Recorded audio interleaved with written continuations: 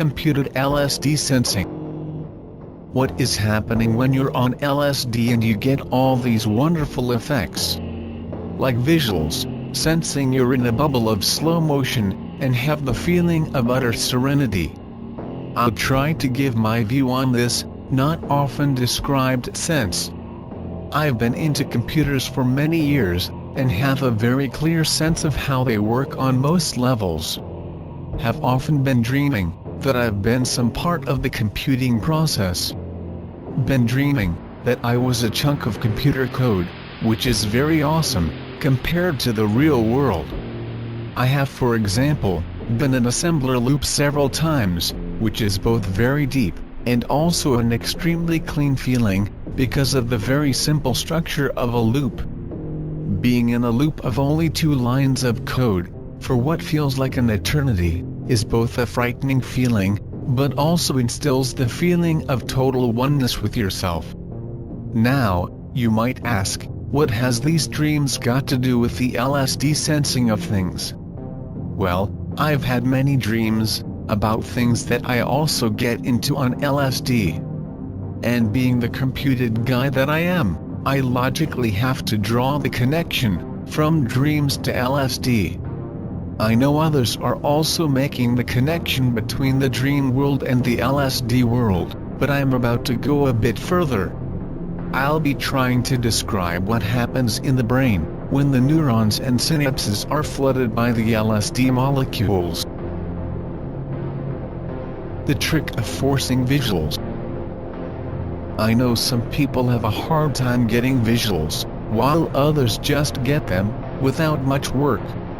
If you are walking around and talking with someone, or are at a party, or are in some way occupied with stuff, you'll have a harder time getting stronger visuals because your brain is working with several senses at the same time.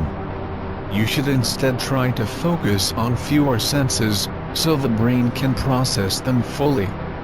It's a bit like running, and I mean running so it's pretty exhaustive. It's hard to think anything constructive. Doing LSD for the visuals and instead talk a lot with someone, is putting the visuals second in line. For the visuals to be stronger, give the brain no other reason to flicker, keep concentrating on the view, focus on something. It almost doesn't matter what you focus on, even in darkness, as long there's just a little light, shadows or shapes. Then the images will be processed into something that's more than real. The images will add up to sights that are beautiful. So here is the trick when you've begun to focus on the things in your sight. If you look at my video above, you'll see that I keep my eyes open for extended periods. What happens is simple, and the reason whole universes of stars, clouds and fantastic layers of colors can be built in your view. When I concentrate on a view, I also concentrate on a single point of view, let's say a speckle of dust on my mirror, or the moon in the sky.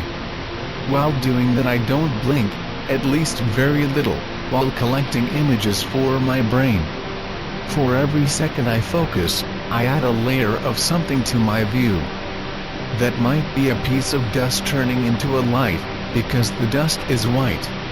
Over time that dust will be layered many times, and will become something that seems very alive.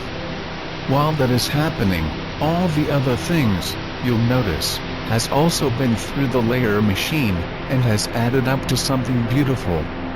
I would like to call that tripping the light fantastic. While focusing on that one point, and everything has been processed by your brain, everything is now a layer on top of reality. This is where it can become very intense because that layer can be very strong and hard to remove from your view. Your brain has sort of attached that new layer to your view, and it's usually not just releasing that layer again if it's strong. I had that with a view of the moon. Used several minutes on building the layers. Every time a layer gets added it's pretty obvious, because of the change in view. So after some time, I had this very thick layer, where I had live fractals in the surrounding trees, the clouds were alive, and the moon was more of an ocean of light, flowing down to earth, and flowing through the treetops. Very breathtaking. What I did then was to change the point of view to some people walking in front of buildings. This view was totally out of focus, and had clear residue of the moon images which I could not shake off. My moon layers were still part of the visual layers in the brain, because I hadn't been looking enough time on the new view. After 10 to 20 seconds, I was able to get into the right focus, and clear out the moon layers, so I only started building up layers of the building. I was in a time dilation field at the same time, so that's just an estimate. But you can see where I'm going with this idea of layers. This is only a part of a longer text which can be found on my website. Take a look at clausmandal.dk/gb/computer-lsd-sensing. Thank you for the interest. Hope you found it worthwhile. You can leave comments on my website or on YouTube.